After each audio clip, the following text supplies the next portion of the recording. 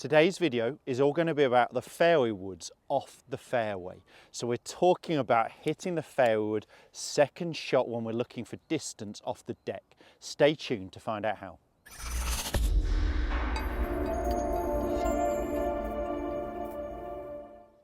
Welcome back to the TruGolf Academy. You've joined me, Jon Watts, today at Branston Golf and Country Club. As mentioned in the intro there, today's video is all going to be about hitting the fairway wood off the deck, off the fairway. So we're talking about maximising our second shot distance on a long par 4 or a par 5 where we're using this for our second shot, not off the tee peg. Now, first thing to say, if you were using the fairway wood, I've got a 3-wood here. If we're using that off the tee, I would play it in a very similar way I'd play a driver. And I'll put a link in this video to hitting your driver, or a couple of videos I filmed about talking about high draw with your driver and things that are very relevant. So I would play it very much the same way if I was using a tee peg, first shot and looking for distance off the tee. What we're talking about here is that second shot. Now I am actually playing off a tee box rather than a fairway, but I'm obviously not going to be teeing it up. This is cut even tighter than the fairway, so if I can hit it from this, I can hit it from anything. Now the first thing I want to talk about is perhaps a bad term that does get bandied around a lot when we're talking about using these clubs from the fairway, and that is sweeping the ball.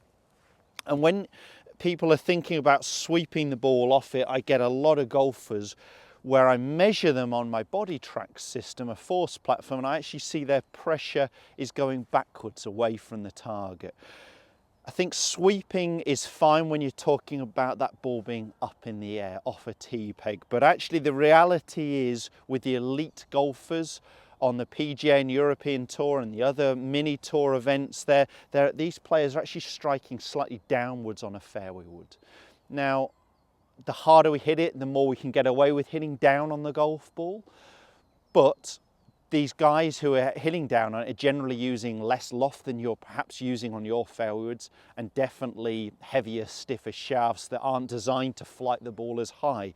I find that golfers are perfectly fine striking level or even slightly on the way down 1 degree. Now for a lot of golfers to be level, they're feeling like they're hitting down on it because they've been so used to being back here and actually still creating an upward angle of attack like they would do with a driver off a big tee peg, and they tend to top them. And I'd say that is the most common fault with amateur golfers when we're talking about using these clubs from the fairway, is catching them the top of the ball. I could quite easily hit the ground before the ball, but with such a wide golf club, it tends to cause that club to bounce. So what I am going to be firstly focusing on is the setup position. Now setup wise, what I would do compared to the driver, normally I'd play the driver opposite my lead heel, so way forwards in my stance. What I'm actually going to do with this club is move the ball back by 1 or 1.5 balls in my stance. So it's moving back a little bit. If that was my driver ball position opposite my lead heel here, I'm moving that ball just a touch further back in my stance, so it's just inside my lead heel. So I'm moving that ball back a touch, and I don't want to set quite as much pressure onto my back foot that I would do with a driver off the tee. So how I would do that with the driver off the tee, I wouldn't change my hip alignment. I would just tilt my upper body to start with about 60% of my pressure favouring my trail foot with a driver off a tee peg.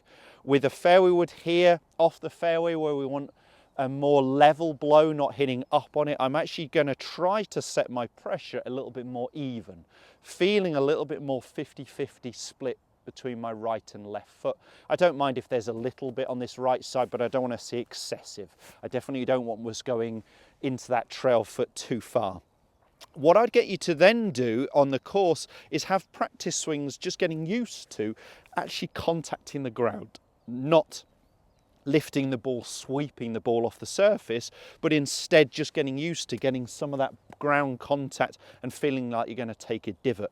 And that's the drill that I'm going to show you, and that's the drill that I'm going to be recommending you try at home on the driving range, on the practice area. I'm going to be pushing a tee peg into the ground a little bit ahead of the golf ball.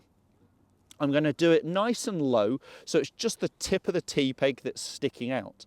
And what I'm trying to do is hit the ball and break that tee peg or take that tee peg out of the ground by actually not hitting up on the golf ball, but getting a more level zero blow or maybe slightly on the way down. So let me see if I can give this a go.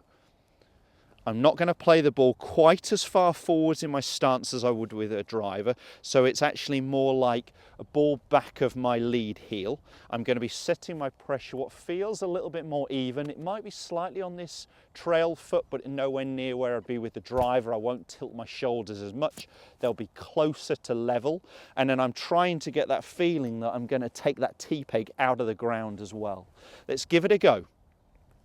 So, ball position not quite as far forwards, shoulders more level, pressure more even, and on this drill trying to get rid of that tee peg if I can.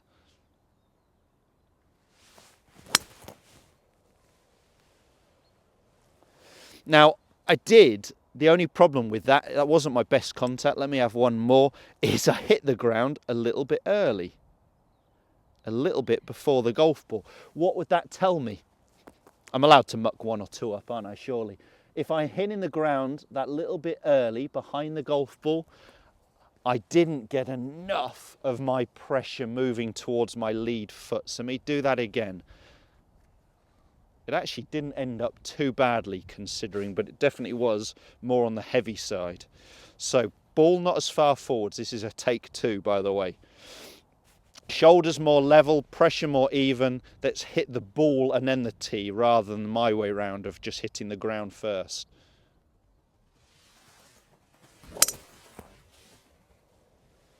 That was a much better strike. What I ended up doing was pushing the tee peg into the ground. So I hit the ball and pushed the tee peg down, and there was just a slight graze of the turf there. I've got, and this is my excuse, quite a deep fairway wood actually here. I've got what I class is called a mini driver, 14 degree. I find I can still hit it off the deck, but I really like it off the tee. So it works quite nicely where I'm looking for a fairway found and not looking for a driver distance. So it's a little bit harder with a deeper face, but I definitely just skim the grass there, push the tee peg into the ground. It's a great exercise to get you feeling that you're actually hitting more level or slightly on the way down, not trying to elevate or lift that golf ball into the air. Take that thought of sweeping out of the equation.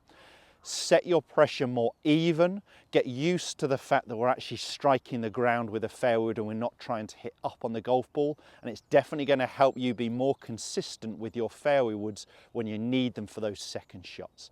If you did enjoy the content of the video, make sure you hit the thumbs up and do subscribe to my channel for all the other content every Tuesday and Thursday. Thanks guys, we'll see you soon.